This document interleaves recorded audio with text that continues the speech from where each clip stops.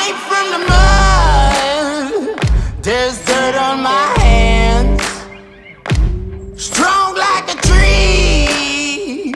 There's roots where I stand. Oh, I've been running from the law. Hope they won't shoot me down soon. Quality over quantity, like it's like I've always been a big believer in this, you know, like, and I've done it like both ways. There's so many ways of training, and it gets confusing, doesn't it? You know, like quality over quantity. I won all my national championships on 8 hours a week training, but it was hard training, you know, like consistently battering myself. But that just take, like mentally, you have to be in a special place to do like that all of the time. What we found is with like most athletes, like you look at the general athlete that's got a family, they work, they've probably got 6 to 8 hours realistically. Some of them, if they're triathlete, they might have 10 to 12. Some can push up to like 14. But I think for the majority of athletes, then it is the quality that's the most important. You know, like you've got like these different things that work for different people, different myths, you know, like periodization in training where you do 80-20, and I'm a big believer in like, it's probably more like 60-40, like 60% quality, 40% you get it done. Like the big miles can kick in. Say if I'm doing like an Ironman, like probably like 6 to 8 weeks I'm going into this race, and that's when I want to I'll increase the volume of the hours that I've got, you know. And I think that you don't need to be doing like miles like every week, same as you don't want to be smashing yourself every week.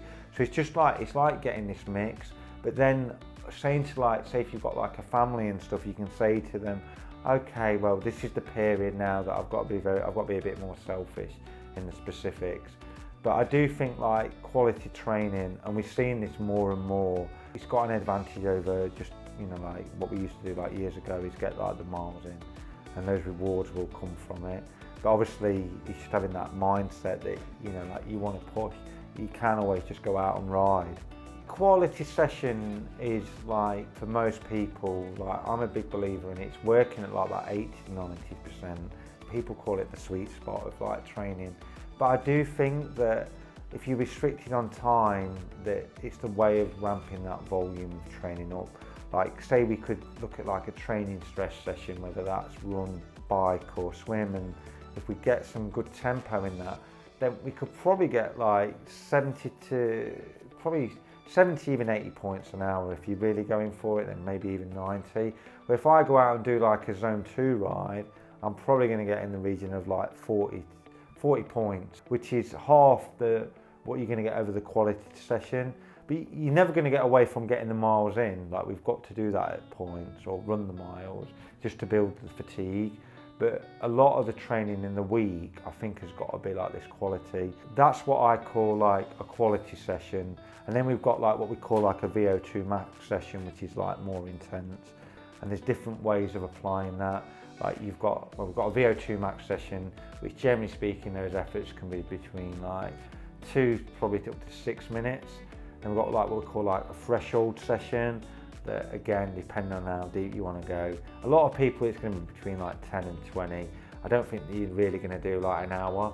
I have done that for some people, not something I want to recommend. But and then we've got like, then there's different sessions like microburst sessions that we kind of utilise.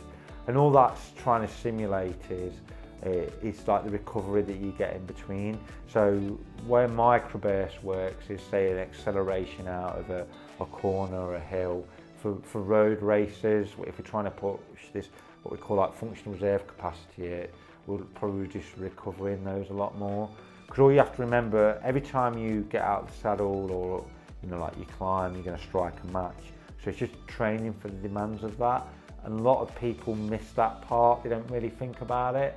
Like, you know, like doing like over gear work like consistently, but that's not going to equate to course profiling.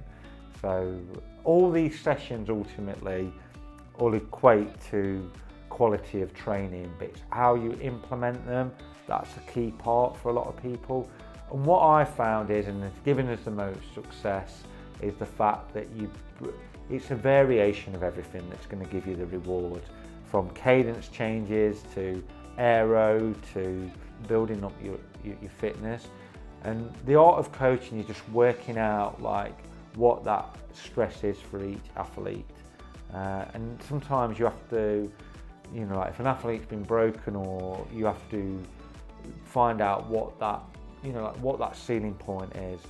And then you just know that you don't really want to go to that, you know, you don't want to overreach them.